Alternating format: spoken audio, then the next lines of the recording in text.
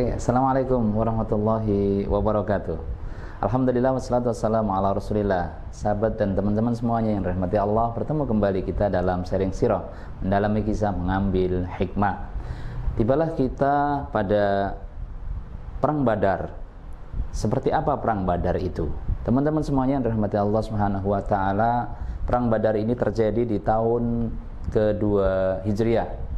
Sebagaimana sebelumnya telah kita jelaskan bahwa di tahun ini pula Allah SWT mewajibkan kaum muslimin untuk berpuasa, yakni di bulan Ramadan tahun kedua Hijriah.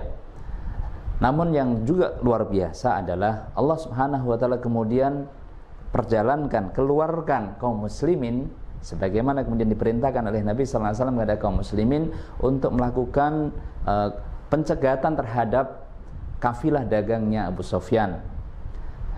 Kafilah Abu Sufyan sebagaimana kita tahu juga sebelumnya sudah sedikit kita sampaikan bahwa mayoritas modalnya itu diambil dari harta-hartanya kaum muslimin yang ditinggal di Mekah. Ada yang dirampas, ada yang kemudian dicegat, tidak boleh ke Madinah kecuali kemudian harus menyerahkan seluruh hartanya, ya, dan seterusnya. Ada banyak harta yang kemudian diperjalankan dipakai untuk modal besarnya kafilah dagangnya Abu Sufyan. Nah, karenanya kemudian Rasulullah SAW memerintahkan kaum muslimin untuk mencegat.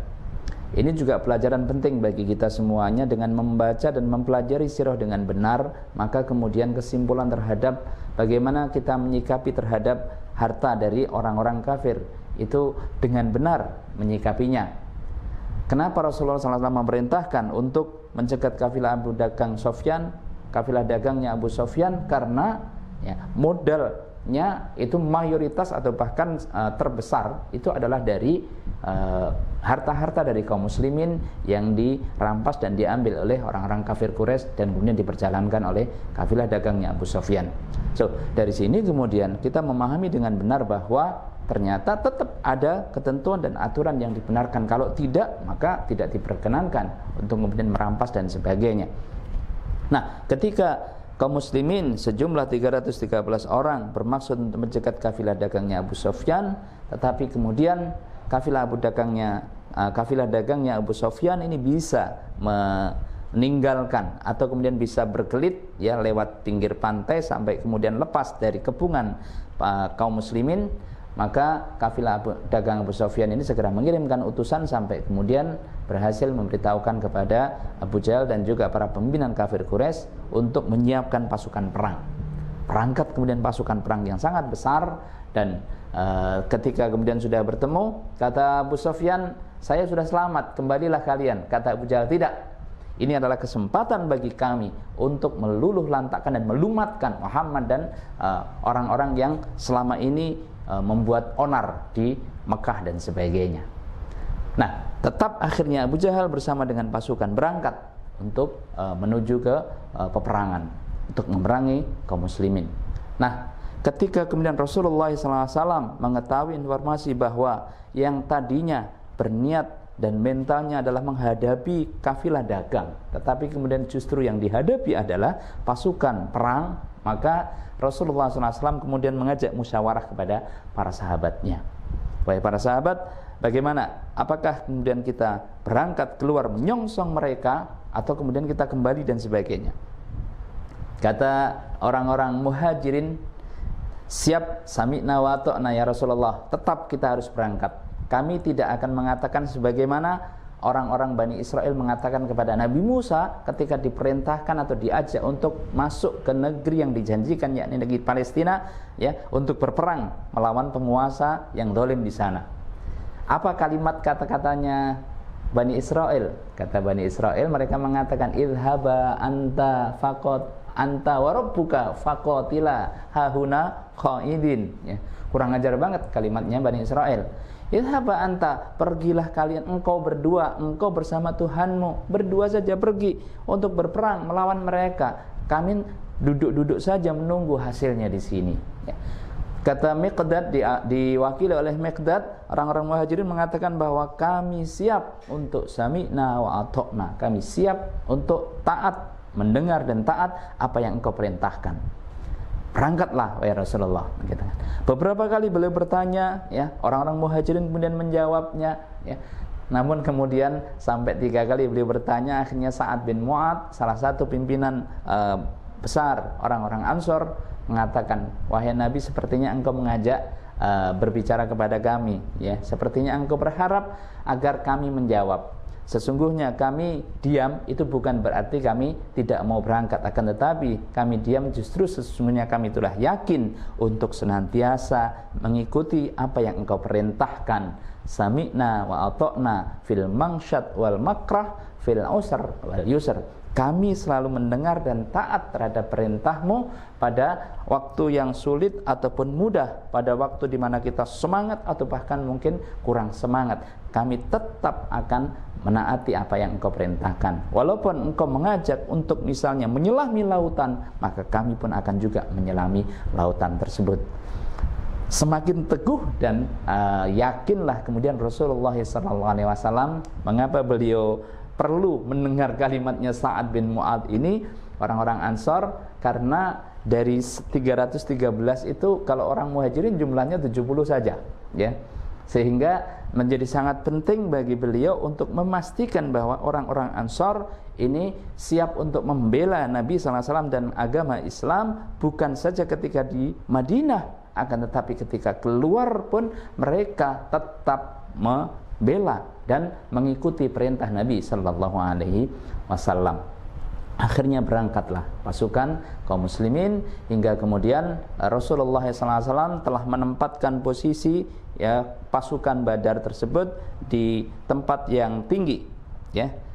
Ini sebagaimana perang konvensional yang ada. Kalau di tempat yang tinggi maka dia dapat menguasai keadaan, dia lebih mampu untuk mengawasi musuh, dia mampu untuk menyerang dan sebagainya. Sebaliknya musuh lebih susah dan sebagainya. Karenanya kemudian Rasulullah SAW tempatkan pasukan di situ. Lantas kemudian Khabbab bin Al-Munzir memberikan bertanya kepada Nabi SAW. Wahai Nabi, mohon izinkan saya bertanya. Dengan berbisik beliau bertanya, apakah penempatan pasukan ini wahyu dari Allah Subhanahu wa Ta'ala atau strategi perang menurut Anda? Ini hanya strategi perang menurut saya, kata Nabi. Pertanyaan ini menjadi sangat penting teman-teman semuanya yang dirahmati Allah SWT, untuk mengingatkan dan menegaskan kepada kita bahwa di dalam agama kita ini ada dua hal penting. Ada yang sifatnya adalah ats-tsawabit, hal-hal yang sabit, jawabnya adalah tsawabit, tetap baku, tidak berubah dari awal sampai akhir. Kalau sudah wahyu Allah ditetapkan, maka seperti itulah, ya, tidak akan berubah. Dan yang kedua adalah, ya, ada hal-hal yang sifatnya adalah mutaghayyirat. Ada hal-hal yang sifatnya bisa berubah sesuai dengan kondisi zaman dan sebagainya. Maka ketika Rasulullah SAW menjawab ini adalah strategi menurutku, lantas Khabbab bin Al-Munzir kemudian, kalau boleh saya usul wahai Nabi, ya, di depan kita di bawah itu ada sumber air, ada sumur-sumur. Kalau kemudian kita hanya di sini saja, sementara sumur-sumur itu kita biarkan begitu saja dikuasai oleh orang-orang kafir, oleh orang musuh, maka kemudian kita akan sangat kesulitan dengan logistik yang sangat kita butuhkan dalam peperangan. Ya, kalau jalannya peperangan sehari 2 hari, ya. Kalau kemudian perjalanan perangnya panjang, maka kita sangat kelelahan ketika apalagi kehabisan logistik. Maka kalau boleh saya usul, maka kita ada 4 sumur. Hingga kemudian usul Khabbab bin Al-Munzir ini diterima oleh Nabi sallallahu alaihi wasallam, hingga kemudian ada 4 sumur. Sumur yang pertama yang paling jauh, ya, yang paling dekat dengan pasukan musuh, itu telah diambil airnya bersih kemudian ditutup. Kemudian sumur yang kedua diambil juga dan ditutup. Sumur yang ketiga diambil airnya, disisakan sangat sedikit. Dan sumur yang keempat diblokade, dipertahankan oleh pasukan kaum muslimin sehingga musuh tidak bisa mengambilnya. Dan apa yang terjadi ketika kemudian penempatan pasukan ini sudah ditata sedemikian rupa oleh Nabi Sallallahu Alaihi Wasallam dengan strategi perang yang para pakar militer, para pengamat militer, para pimpinan militer masa-masa sekarang pun itu menguasai, mengakui bahwa Rasulullah SAW adalah ahli strategi di dalam peperangan, terutama ketika kemudian membaca bagaimana beliau mengatur pasukan perang Badar ini, Masya Allah wa Subhanallah, ya. Rasulullah SAW menata sangat detail semuanya itu, sehingga dalam bab tadi kebijakan untuk logistik penataan sumur ini membuat kalah secara mentalitas dari musuh yang pertama sudah. Ketika kemudian para musuh 1000 pasukan itu airnya sudah dihabiskan karena mereka tahu di Badar itu ada sumber air. Udah habisin aja, nanti ngisi air di sana. Begitu kemudian nyampe di sana, datang ke sumur yang pertama, waduh, ini sudah habis dan sudah ditutup oleh Muhammad, ya. Sok mereka. Kemudian yang kedua, ya, ternyata juga ditutup lagi, putus asa mereka, ya. Tetapi kemudian dengan langkah sangat gontai, barangkali masih ada. Coba yang ketiga, benar ternyata ada, akan tetapi tinggal sedikit. Mereka kemudian juga mengalami sok yang ke beberapa kali, ya. Siwar yang sudah dilakukan oleh Nabi SAW kepada musuh dan kemudian membuat musuh sudah kalah secara mental. Nah, teman-teman semuanya rahmati Allah Subhanahu wa taala, ketika kemudian peperangan sudah terjadi, maka Rasulullah SAW sebelumnya, di malam Jumat 17 Ramadan tahun kedua Hijriah tersebut, Rasulullah SAW setelah kemudian semua persiapan dan penataan pasukan dengan sangat detail telah dilakukan Nabi SAW, beliau kemudian munajat kepada Allah SWT dengan doa yang sangat luar biasa. Beliau panjatkan sampai kemudian salah satu kalimat doanya adalah, ya Allah, in tahliki hadhil isabah lan tu'bad abadan. Ya Allah, kalau kemudian engkau biarkan pasukan ini hancur, maka tidak akan ada lagi orang yang menyembahmu. Masya Allah, luar biasa. Ya, seperti ancaman, tapi artinya sebagai sebuah doa yang benar-benar hanya kepada engkau berharap untuk bisa menolong pasukan ini.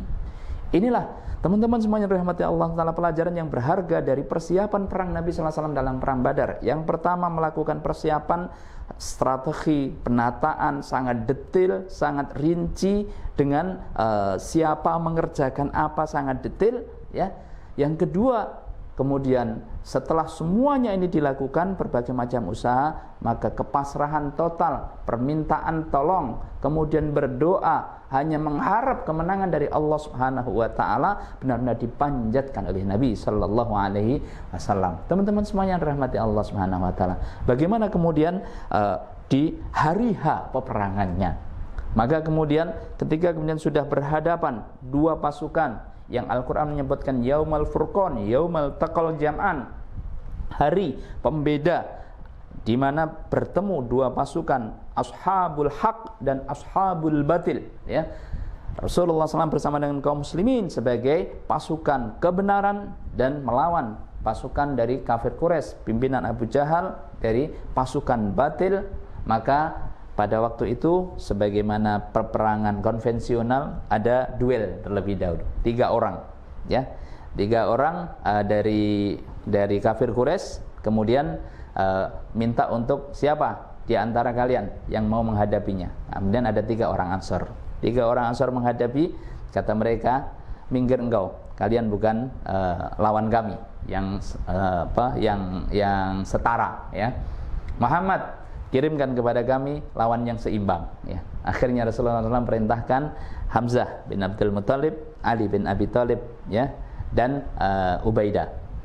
Nah, 3 ini teman-teman semuanya rahmati Allah Subhanahu wa taala. Hamzah bisa sekali tebas kepada Syaibah, dan kemudian Ali bin Abi Thalib sekali tebas, 1 kali jurus, ya.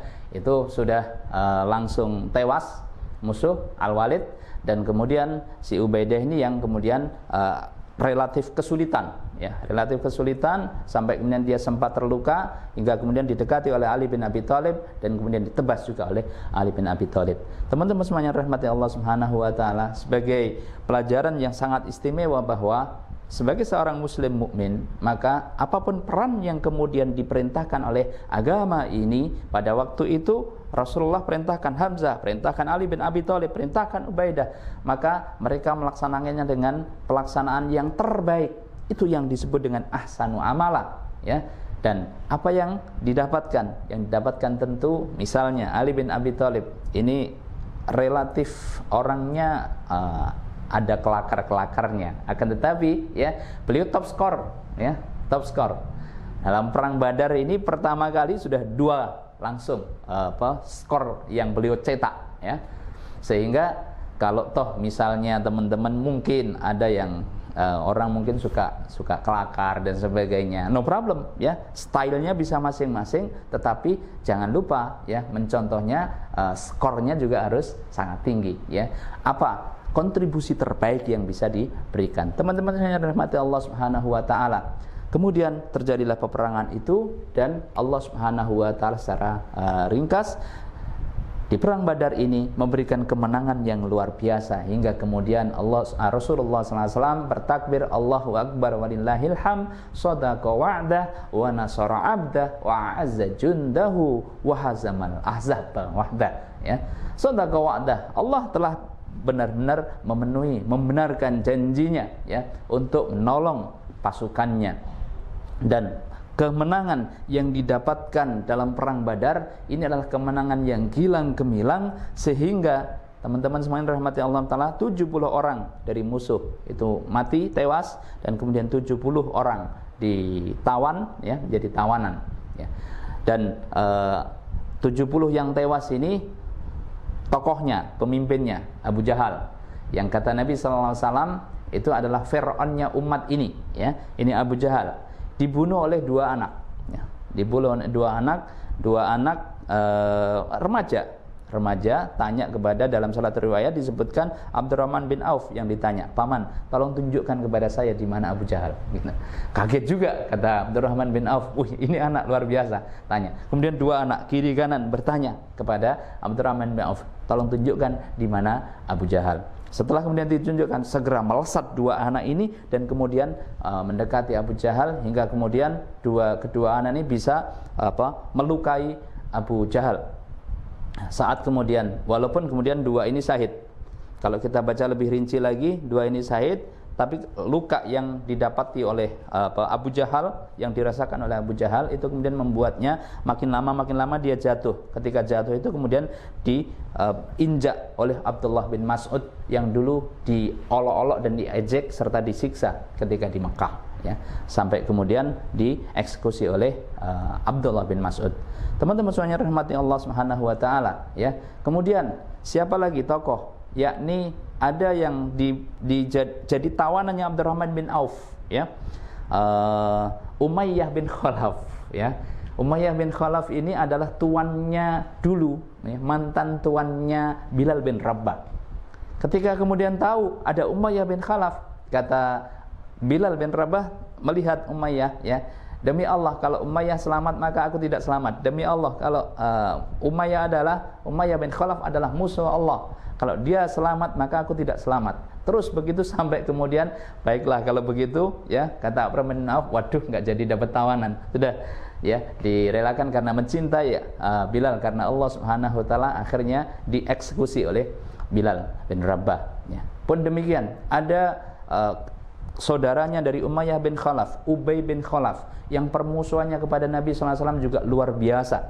Ketika di Mekah itu beberapa kali sampai menyakiti Nabi SAW ketika di Ka'bah, di depan Ka'bah bersama dengan Uqbah bin Abi Mu'aid, sahabat sekaligus saudara seiparnya Ubay bin Khalaf.